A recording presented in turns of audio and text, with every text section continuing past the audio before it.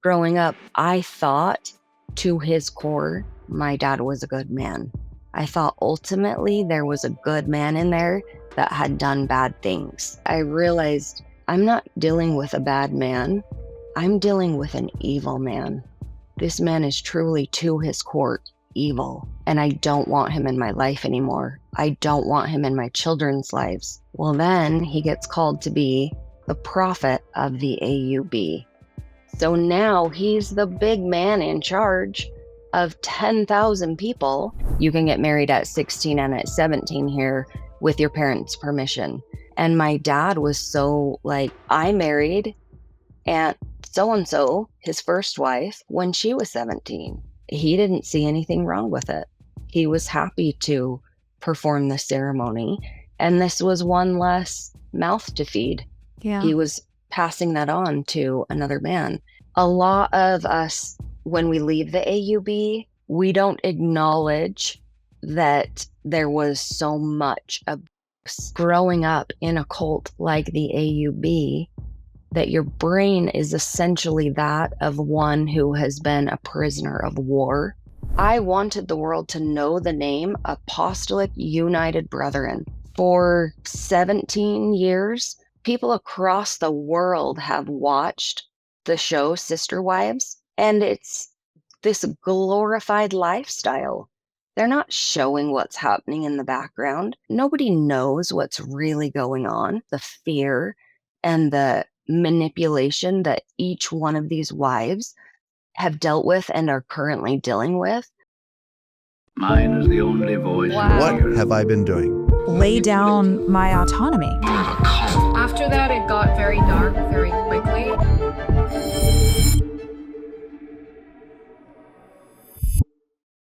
Hey guys, my name is Shalise Ansola, and this is Cults to Consciousness, where we discuss leaving high-demand religions or organizations and finding healing and independence through awareness and true individual sovereignty. If you're only listening on those podcast apps and you'd prefer to see our faces, you can go to YouTube at Cults to Consciousness.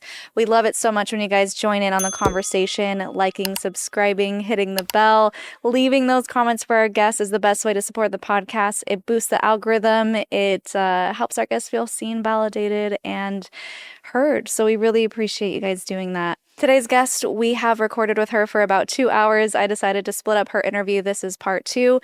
You don't necessarily need to go back and watch part 1 unless you'd want to know more about her childhood and context for the second part of her story.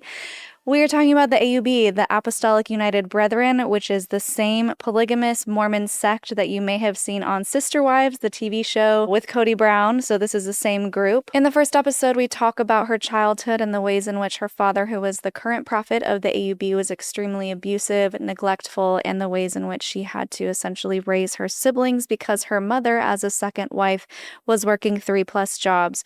We talk about how abuse was brushed under the rug and rarely talked about, and how men were not held accountable for their actions. And in this episode, we're going to focus on how she ended up getting married at a young age because of the inferiority she felt and the worthlessness she felt because of her childhood, getting herself into a marriage that was less than ideal, having children, leaving the AUB, and learning how to parent 5 daughters through this cult programming that she has just now started to unravel, well, the past few years. So thanks so much for joining us, guys. Enjoy. We were taught these scriptures and these things that give the perpetrator the power when we're young and we're helpless and we're being abused in these ways, but then we're told that our virtue is everything, and we're told that we should die fighting. Yeah. And what happens if you're the type of person that, in the fight, flight, freeze? What happens if your body freezes? Exactly. And there's nothing that you can do? Then you're the bad one. You're the one that, takes on that shame and that guilt. And how do these men think that they have the authority to govern over these other men that are underneath them? Why aren't they getting the police involved? Yeah. Why aren't they letting the state do their job and handle these situations? And I know that there was a lot that happened in the LDS church, and there's a lot that went on in the AUB. I think it's really rampant in all the polygamous cults. It has something to do with those men believing that they are the ultimate say over anyone that's underneath them. Yeah, it's really heartbreaking when you understand the context of just how prevalent it is in these high control groups and how these children are helpless. They can't run, they can't get out, they are stuck in this situation. And that's why we call attention to this, not to bring anybody down or to just focus on the negative, as some people say, but to really call attention to what's going on and to open people's eyes to help them understand what these children are dealing with and just to provide another perspective. So if you do know someone who's come out of a high control group, not to say every single person has been sexually abused, but you can have a better understanding of their mentality and where they came from and what they dealt with. Yeah. And Yeah. I wondered if this had anything to do with you choosing to get married so young, or if that was pushed on you to get married so young, or what the mentality around that was. That purity definitely had to do with that because I wasn't taught any form of sex education. I met my ex-husband when I was 16. He had a small child, and so we started dating. We were spending a lot of time together. At some point, it was said, you are acting like you're married, so you need to either get married or you need to quit seeing each other. And by acting like you're married, what's the context here? Like holding hands, being together? We were being intimate together. Okay. And, that is something that's supposed to be saved for marriage. Mm-hmm. I obviously hadn't saved that for marriage with him. We were spending so much time together. I was helping him with his daughter a lot, taking care of her. And so I think that context was really, you guys are kind of doing life together. So even though I was in high school still, working a job, when I wasn't at work or I wasn't at school, I was with him. And so it became, you need to get married or you need to quit seeing each other. Well, when you're 16 and 22, you're not going to quit seeing each other. So we were basically given the option to get married, which we did. Is that something that you felt relieved? So the reason I ask this is because a lot of time when we have CSA survivors come on and tell their story, they frequently say that they didn't think anyone would want them or they felt tarnished or unworthy. And I'm wondering if finding this man and getting married was a relief to you or if it was something that you even considered because you were a teenager. I think absolutely it was a relief. I definitely remember feeling worthless, feeling like I wasn't good enough for anyone. Mm. And so, how come he wants me? What is it about me that he finds so special and so valuable? And so, definitely, there was this feeling of worth that came into the situation. He's a man, I'm a teenage girl, and he's choosing me. And he's saying, well, yes, I'll marry you. If we have to get married or we have to quit seeing each other, I'll marry you. So it absolutely factored into that decision. There's also something that, and I wasn't there, I don't know him, but I find it off-putting that he was a lot older and you were a teenager, and the fact that he was going after a teenager makes me wonder his intentions, and you don't have to speak on that, but it just makes me feel like, it seems like he was purposely, potentially targeting you because maybe he knew your dad, or maybe he knew things that he could get away with, or maybe he just wanted a teenage girl, and, oh, it just makes me feel a little icky. Now in Utah, it's against the law. So a 17-year-old cannot marry a 23-year-old. And why at 17 are we even allowed to get married with our parents' permission? Yeah. You can get married at 16 and at 17 here with your parents' permission. that is against the law now. So a 16-year-old could not marry a 20-year-old. A 16-year-old could marry a 19-year-old, Mm-hmm. and a 17-year-old could not marry a 23-year-old. A 17-year-old could marry a 21-year-old, but not younger than that. So back then, that wasn't against the law. And Mm-hmm. yeah, I definitely think that those things are things that people are going to think about. I wasn't going to think about that. I didn't know anything about abuse and manipulation and coercive control Yeah. and et cetera, et cetera, et cetera. Right there, though, I didn't know or understand those things when I was that age. And my dad was so like, I married Aunt so and so, his first wife, when she was 17. He didn't see anything wrong with it.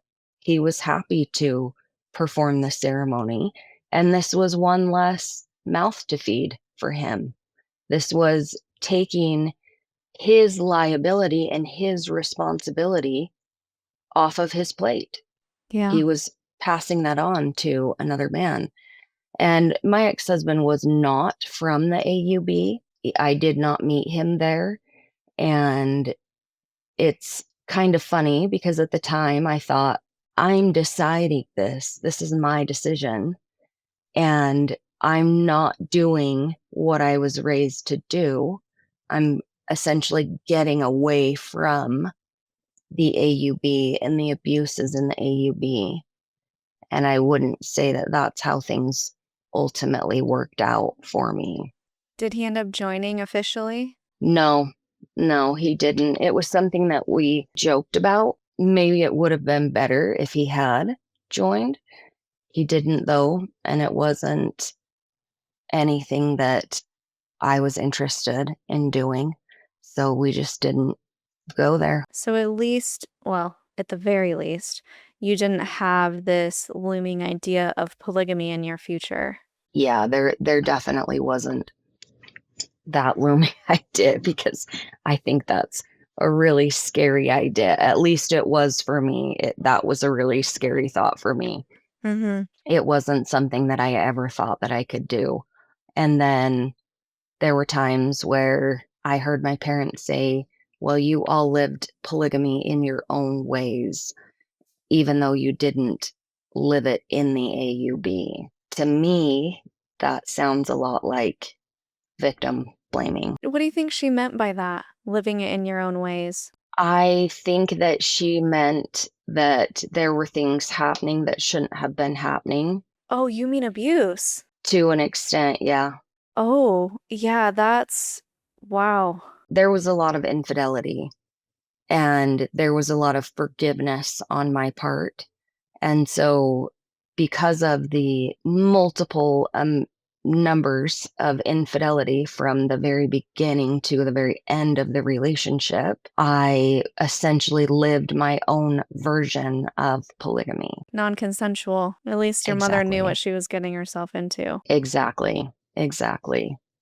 Although at 15, and when she had grown up in so much abuse, what really were her choices, Mm-hmm. right? Like, she might feel like she consented to all of these things, and I don't believe that she even had full consent over all that went on. Right. I'm glad you brought that up. It's a lot. It's a heavy topic. It is. And yeah, I'm glad you even offered that perspective too of how much choice do you really have in that situation, especially coming from an abusive father. She was probably just trying to get out of the house herself. I think so. And when you're raised in the LDS church, you, from my understanding, are raised to believe that when someone goes through the temple, if they go through a forgiveness process, and help me through this, my grandpa went through like a repentance process Oh, for the God. things that he had done and went back. The disciplinary council and the whole Yes, excommunication thing, or if he was even excommunicated, maybe he was he just, wasn't. he wasn't. He wasn't excommunication. Nope, nope.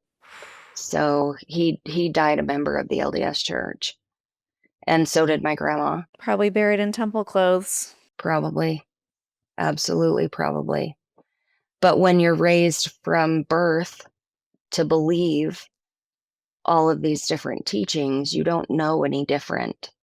And so my mom really truly believed that because he had gone back through the temple, that he couldn't and wouldn't do to her children what he had done to her. It's such a lie that they tell you. This whole forgiveness, washing away of sins. Like, sure, if you want to pray to God and tell him you're sorry, that's great. Happy for you. But most predators have more than one victim. It's like over 50%. Yes.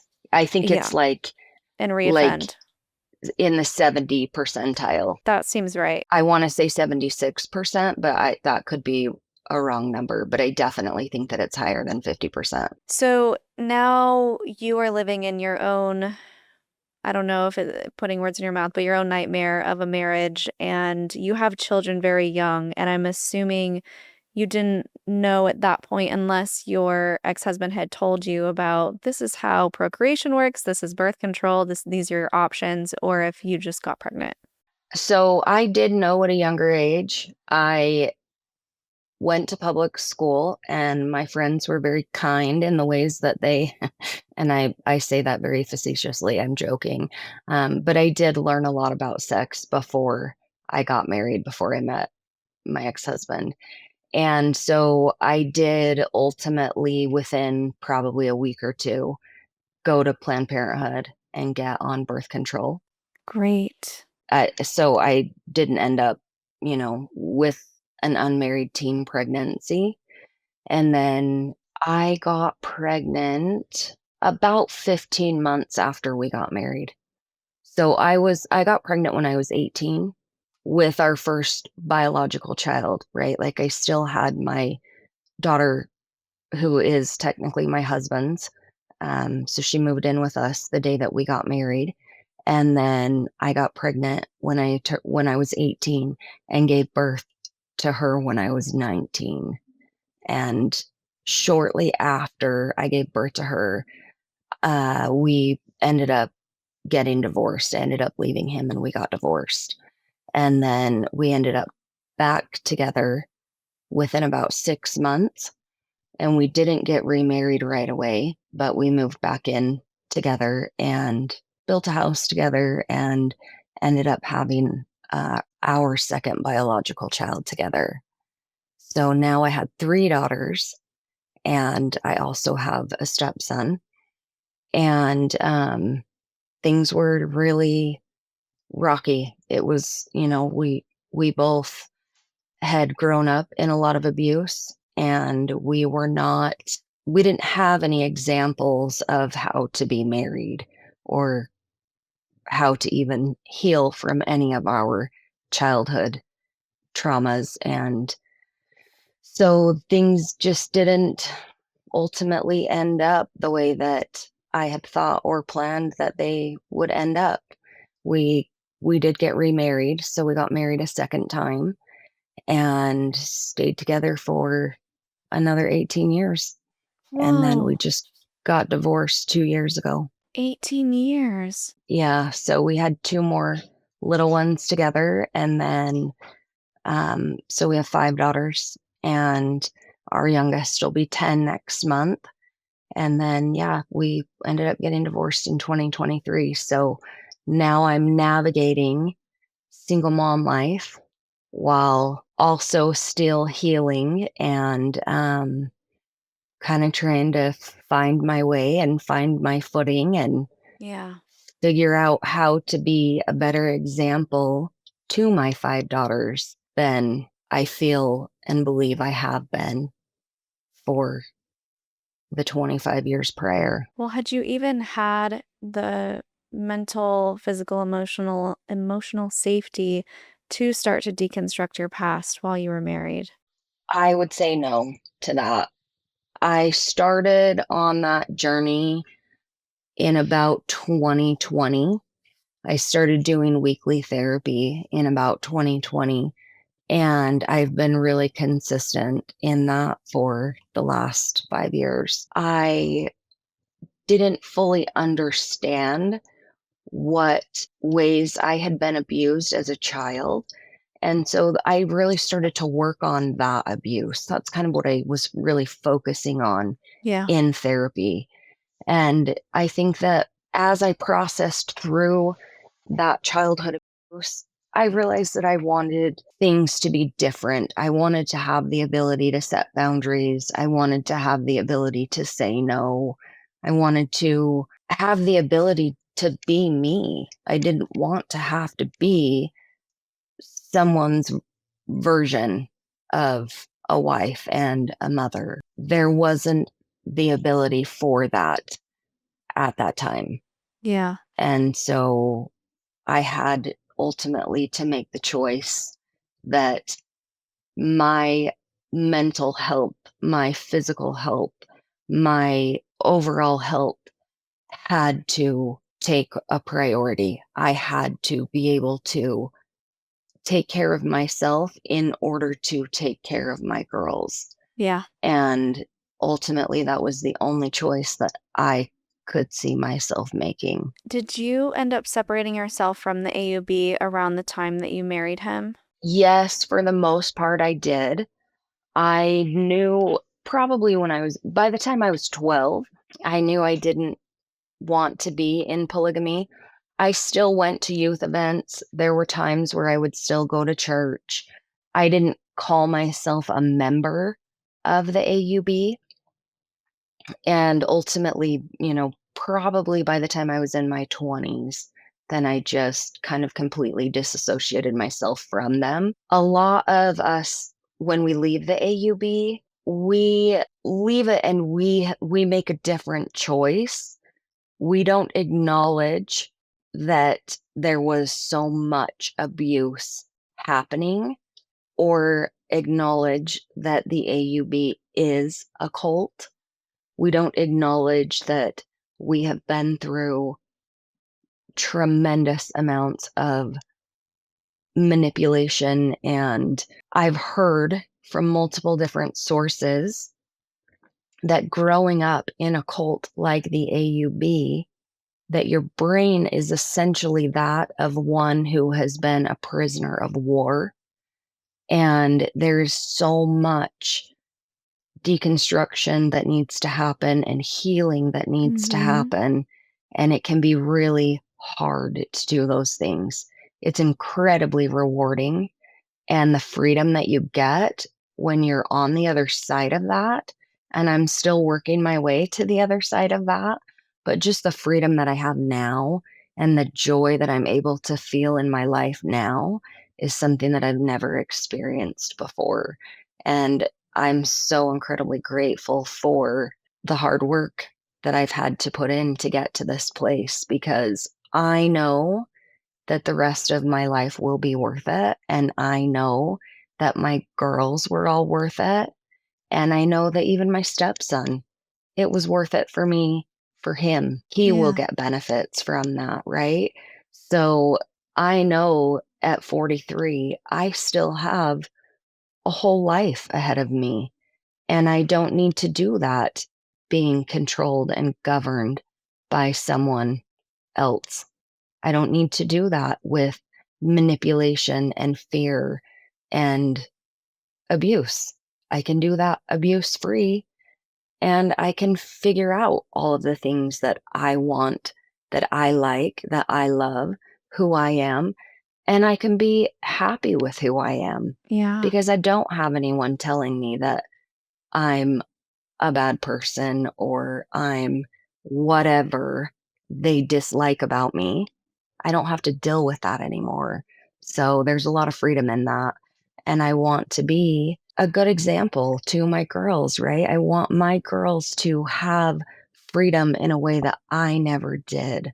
I want my girls to have the ability to figure out who they are.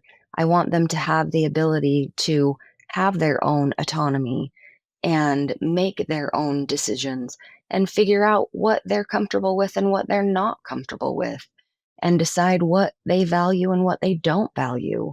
I don't want that to be forced on them in any way, shape, or form. Have you had conversations with them about what you went through in your past? Are they aware of where you came from, the depths of it? To an extent, my older girls more so than my younger girls.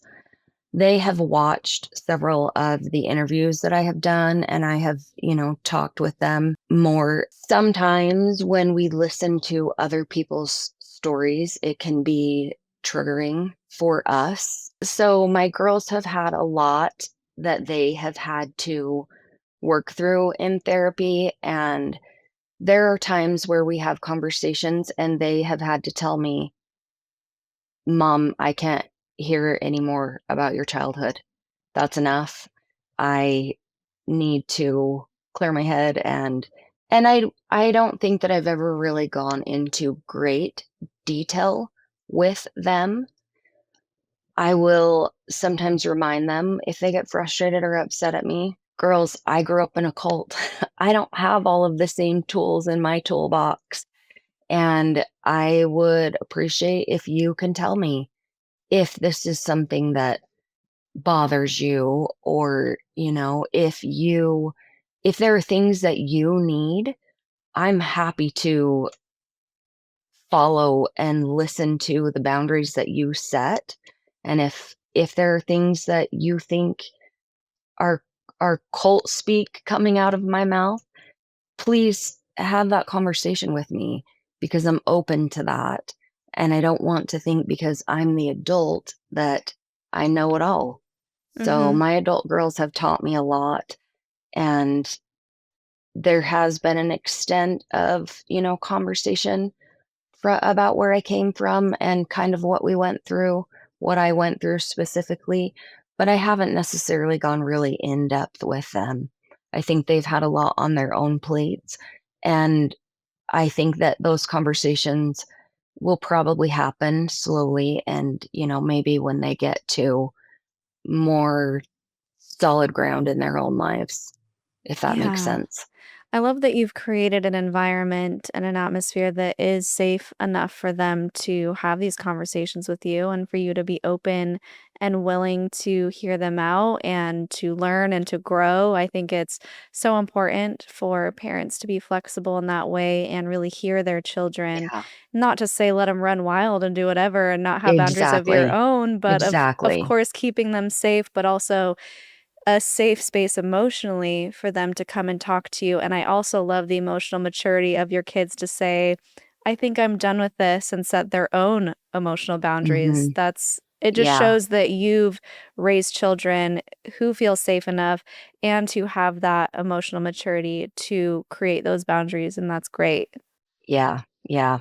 I'll never forget the first time saying to my therapist, "I just had, like, the best and the worst thing just happened," right? Meadow just set a boundary with me, and I'm, like, so excited that she set a boundary with me, and yet I'm like, "You can't do that," and I know she can. So Yeah. it probably sounds really silly, but it's like seeing them do the things that I wish I could have done at their ages is healing for me in a sense. So I am Mhm. really grateful for the relationship that we do have. And yes, I always want to keep my children safe. I don't give my kids a free pass, whether they're minor or adults, to just run wild. And yet I also know that they are individual people, and individually they have their own wants, needs, desires, and I want to respect that in them. Yeah. I want to allow them to grow into who they're going to be, while also sharing, "This is some of what my experience is. I'll be here to catch you if you fall, to the best of my ability, and cheer you on through this. And yes, I will set my own boundaries, and there are things that are not okay, and I'll always acknowledge that I'm the parent. Whether they're 5 or 15 or 25 or 50, I think we'll have a good relationship where we can communicate, and at the end of the day, I will always be their mom. So even when they're mad at me, even when they tell me things that are hurtful, I have really learned to regulate myself to go, that's their experience. That doesn't necessarily mean that I am who they say I am. That means that that's their experience at this moment.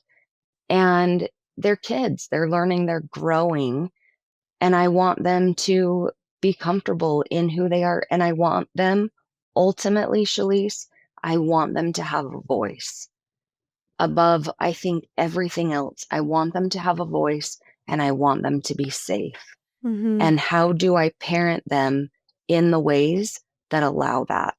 So I think that's probably been one of my biggest goals with Well, by them. example, you are stepping up and sharing your voice with the world and sharing your story. We talked on the phone about how your goal was for the world to know who the AUB was and the Sister Wives show and Cody Brown and where did they come from, and shining light on it as not just something to glorify, shining a light into the dark places of the abuse and the things that are going on that people don't see. Yeah. So what made Yeah. you decide this is the moment for me to step up and tell my story? That was a complex moment. I had worked with my dad at his business. He ran a business here in the Salt Lake Valley. My mom was his secretary. My mom had a stroke and she needed help with the work that she was doing. So I was taking care of her during that time, and I was taking her into the office, kind of learning what she was doing. So I really got kind of a back seat view of what was going on. Ultimately, my mom was not able to step back into that role full time. So I took over that role for her. So I ended up running my dad's business for about 3 solid years. So almost 4. I took over his business for almost 4 years. And I got to see sides of my dad that I didn't know existed. When I was growing up, I thought to his core, my dad was a good man. I thought ultimately there was a good man in there that had done bad things. And working with him, I learned that that was not the case. Shortly after 2019, so kind of towards the end of 2019, my youngest daughter was diagnosed with a really rare autoimmune disease. She was really sick. And I didn't even have the ability or option had I wanted it. I didn't at that point, but had I wanted it, I didn't have the option to stay. She needed me, and that was my focus. So I ended up having to walk away from his business. And in the process, he had stepped away immensely. He wasn't there doing nearly what he had been. But I had learned about a lot of fraudulent things that were happening, and the way that he was treating people was horrendous in my eyes. It wasn't something that I was okay with at all. I had to tell him, can't do this anymore.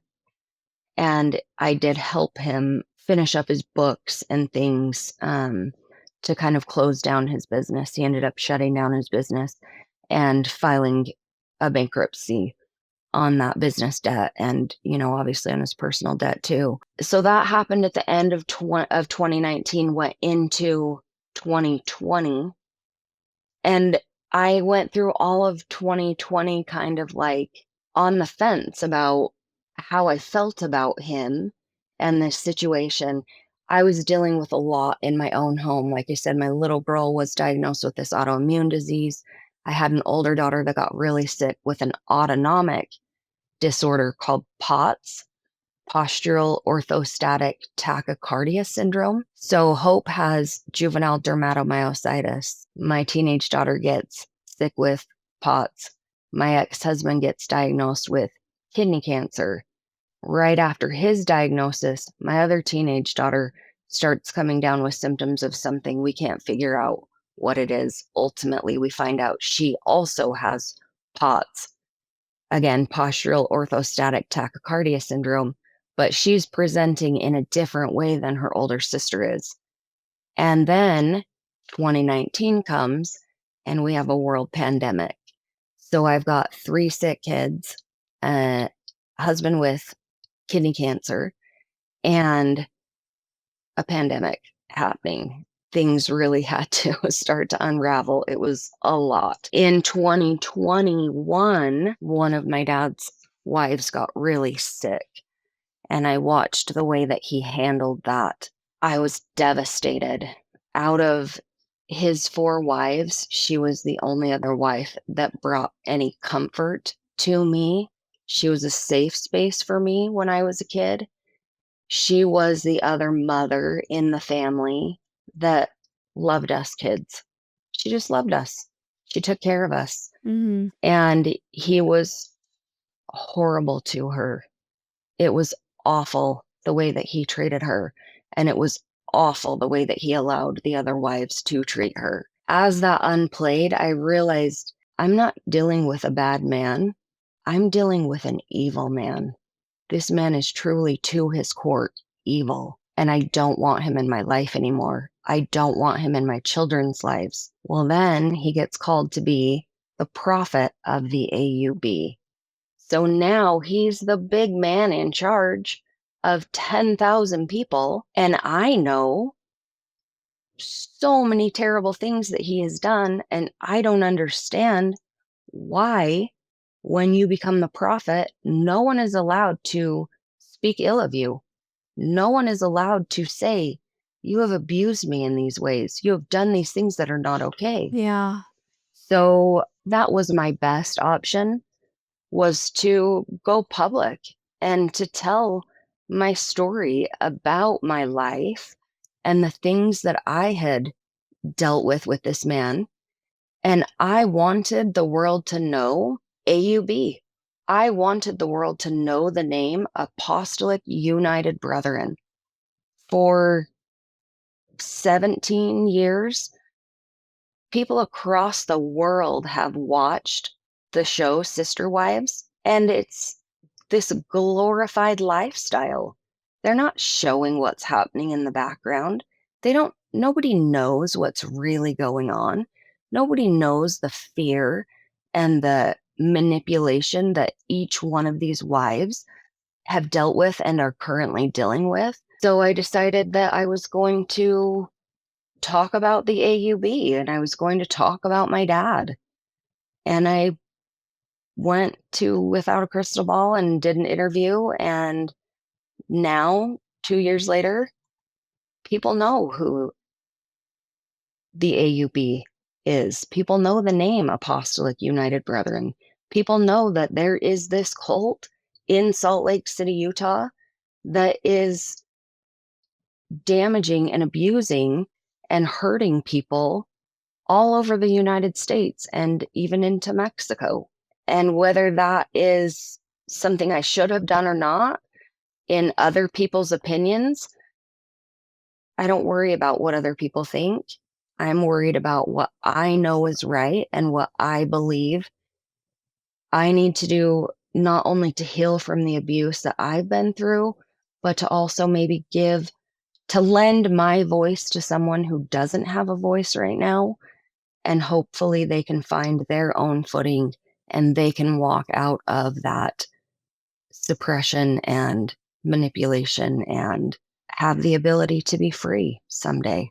It's amazing that you chose to step up and be that person. And I know that interview has, I want to say, over 400,000 views and over 1,000 comments, people thanking you for stepping up and sharing. And allow me to piggyback on that. Thank you for sharing again and going into depth and into detail about the hardest parts of your life. I know that a lot of people watching will see themselves in your story because unfortunately, abuse is so common, as we've talked about. Yeah. And I think it's really important to destigmatize and to allow people to share their story without judgment. And yeah, I think it's great what you're doing.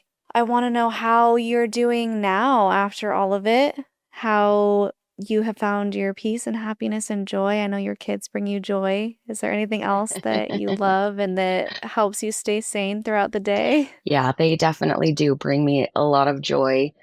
I am still struggling to fully figure things out. I can't say like I've got it all together now. It's definitely still a struggle. I am still doing quite a bit of therapy. I know you've had a lot of guests that have talked about holding out help, and holding out help has been my lifeline. They have saved me through this. I've known Tanya Toll, the founder of Holding Out Help, for probably 12 or 13 years. And I adore her. She's amazing. All of the staff there is amazing. So I go there every week. I do neurofeedback therapy. My whole life, Shalise, I have had debilitating anxiety. After doing a year, it wasn't even a year, but so I've been doing for probably 15 months now that neurofeedback therapy, and it's a game changer. I went an entire year without feeling anxiety. I don't have a single childhood memory where I didn't have a sick to my stomach, anxious feeling in my body, and I went an entire year without feeling that at all. So I've kind of had to work through a little bit of that. I've had some more of that anxiety probably in the last couple of months. So I'm just, really, really learning all of the things that I love. And I met a really good man 6, 7 months ago. And so we've been dating, and it's been awesome to just see the difference in what life can be and what life should be, and to have the ability to communicate and, work together and get to know each other. And we're still in the dating process. We're not engaged or married or anything like that, but just having the ability to experience what, a good, respectful man looks like has been awesome. Melanie's husband, Corey, sets a really high bar for every other man Yeah. in my life and in our family. And so it's been a lot of fun to, to have that Corey in our lives, and to just, he's so amazing. I am so incredibly grateful for him and for Melanie. I mean, Melanie really has blazed the trails. I don't think that without her, I would be where I am today. Her and Corey have really just opened their doors, their home, their phones. Like they're amazing. They've helped through everything. So it's a lot of fun to, have those relationships, to have better, healthier relationships with good boundaries, and to just get to experience freedom, to Yeah. get to just to be, and to finally, for the first time in my life, to feel value. I've never felt valuable Mm, until last year. For the first wow. time in my life last year, I found just this. I'm okay. I'm okay if I like Skechers shoes, and I'm okay if I like to wear flannel button-ups, and I'm okay if I don't always have the right words to say, or if I don't always have the right tool in my toolbox that I need. I'm okay being me. I'm not out here trying to hurt anyone or to harm anyone. I'm living my life to the best of my ability to give my kids a good life, and to figure out what brings me joy and what brings me happiness.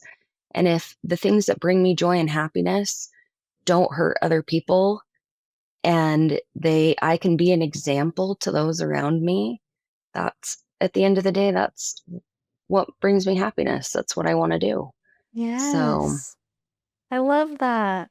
And I also think it's important how you talk about it's a journey and it's something that you may always have to work through or work on. And it just provides real context to when leaving a high control group, how it takes time and how that's okay. And no one's ever going to yeah, have it completely together. Things are going to pop up because healing is not a linear journey. It's a spiral, it's an up no, and it's a down. And it's a wait a second, I thought I fixed this already and now it's back. yeah, So, yeah, understanding that it does take time And I Yeah. love how through your new perspectives, you are learning to be a better mom to your girls. And it sounds like you've already done an incredible job and you're meeting people who treat you the way that you deserve. And that's something too that we've talked about is sometimes we find ourselves in these positions after leaving an abusive situation or group. We find ourselves back in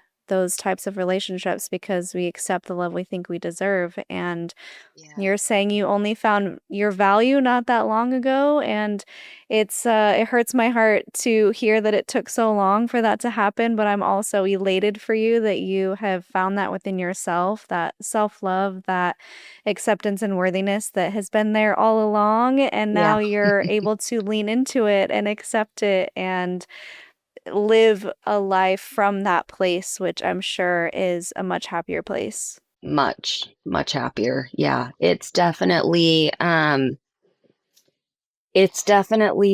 the right direction, and it's amazing to feel like I can breathe and to just have the ability, like I said, to just be. And so I really am grateful for the things that I have learned. And I know that everything that has worked for me isn't going to work for everyone else. And through this process, I have listened to a lot of audiobooks and a lot of podcasts. And I have read a lot of books, and there's certain modalities that have worked for me that my sisters have said, "This isn't for me." And there's certain things that my sisters have done that I've said, "Yeah, that's not for me." And there's still different things that I would like to try, but like you said, it's not linear. It's all over the place. It can be really messy. And we're all different. We're all individual, and healing is going to be different and individual to each of us. So I think really figuring out what works for you, what works best for me, how do we each heal individually? I do want to say, I know I shared this with you the other day, but I have been watching your show for at least 3 years. Wow, since And we I say that started. I want my voice to, like, I want people to be able to find strength in what I say. And I just want you to know I have found so much strength in what you have said and in Oh, your journey and your ability to do what you do every day. And I'm so incredibly grateful for it. oh, you're I gonna make me have just cry. loved, Stop. I'm gonna cry. I just have loved watching you with your guests and the progress that people have made. And it's not just one area, like you touch everything. I think you've had people from all over, and you do such a fantastic job. And so does your husband. And it really is so cool to watch. So, in my place of I'm not strong enough, I'm not good enough, I'm not worthy enough, you gave me a little bit of your fire, Hmm. and I was able to really just kind of pull from that, and it has helped my journey. So I thank you so much for that, because I promise I wouldn't be where I am today if I didn't have C to C playing in these Oh my earbuds while gosh. I'm cleaning my house or driving my car, or, pulling weeds in my yard. Like, Oh, I've listened to countless hours, and I just am so grateful. So thank you so much. And thank you for having me on today. I really do appreciate you having me today. wow. I wasn't expecting that, and I'm just like beside myself over here. Thank you so much for sharing that with me. It means so much to hear the tangible results of me sitting in front of a camera and having conversations with people. And I truly feel so honored that people choose me to share their stories with because it is such a vulnerable piece of every person who Yeah. comes on. And I know what it feels like because I've told my story in vulnerable ways and it's so exposing Yeah. and scary. And so I'm always appreciative that people are willing to talk to me about it, knowing it's going to be public and feeling safe enough to open up to me in this space. And so thank you for coming on and for being willing to share. It's a big deal. Yeah, it is a big deal. And I know it's really scary, and it's not necessarily something that we grow up thinking we're Yeah. ever going to sit in front of a camera and, you know, broadcast our deepest, darkest, hardest moments to the public. Hmm. So it's awesome when we have the ability to do that. And I Yeah. think working together as a community, it makes a difference. And there's so many people they just don't know, and they're gonna know, right? Like they're gonna hear something at some point that triggers something in them, and that will start them on their journey. I'm still having a moment. I'm like, "Don't cry, Shalice. Keep it together. Keep it together. It's fine." It's okay. I'm gonna get up and be like, "Babe, that was so sweet." Because it is It hard to just see the real effects when we're so isolated here. yeah. You know, we record the videos, we put them out into the universe, and we don't know who's listening and how it's helping them. And so, yeah, that's really beautiful. Thank you again for saying all of that. Wow. So we just need your Linda listen moment then. Do you have a sassy statement or something inspirational for our viewers here? I think I might have 2. Okay. Um, Yes. so I'm gonna say, Linda, listen, just because you are an old white man that is in a patriarchal society, you do not have autonomy over me or anyone else. And I am not a number to be counted in anyone's heaven or family or kingdom or whatever. And I think my second one would be, Linda, listen, just because you might be a legal wife doesn't mean that you are the right wife. And it doesn't give you the ability to do terrible things to other wives or other children's. And you should put yourself in check because we got your number, honey. Is this a sister wives job? I don't watch the show. Not necessarily a Okay. sister wives jab. There's a lot of legal wives that think that they are the best, and they're not. Superior. It's very superior. So I've experienced that a lot, and my mom has experienced that a lot. And it's hard to sit back and watch. And I do follow sister wives, and I've seen it with them, and I can't imagine. I just I can't imagine. I can't imagine how people think that that the things that they do in that regard are okay. And I'm heartbroken for the lives that are affected, not only by the men, but by the women. There's a lot of extremely abusive women in the AUB that are just as narcissistic as the men. So, Mhm. Yeah. Well, when you have that environment that just lends itself to abuse, and then you have these women trying to stand up for themselves, I can imagine that power imbalance and trying to gain autonomy in some way in a situation where you really don't have yeah. control just creates chaos. Is that a cat that I'm hearing? I have 4 of them. Oh my I goodness. I I used to always have to ask if I could have pets, Uh-huh. and I wanted to get 2 kitties, and I knew that my kids were gonna need come here, honey. I knew my kids were gonna need some Oh, fur babies to love through the last couple of yeah. years. So this is our one of our babies. We have 2 that are 1.5, 2, and then we have these 2 babies, and these 2 babies are 10 months old. Stop. Oh, Oh and my Shalice, goodness. they just they're the best. Animals When just they bring curl so up on much your joy. chest and purr, and they really do, and healing for Yeah. sure. And I had no idea, but just a little shout out to Apple AirTags. I didn't know you could get Apple AirTag collars. Yeah. And so that's kind of a new thing that we were able to just get for these kitties recently. We love them. My girls love them, and they have brought so much joy to our house. Yes. So Yes. I love having pets. It's just the best. So this has been amazing. We're definitely splitting this into 2 interviews. If you're watching this, thanks for making it to the end of the second interview. And how can people find you and support you? Have started a channel, but I haven't started putting content onto that channel as Okay. of this interview. Hopefully by the time this releases, good enough 444. I got permission for the 444 from Melanie before Yeah. I did that. I said, "Would that be so cheesy?" She said, "No," so I went with it. So that's on YouTube. I'm on Facebook, I'm on Instagram.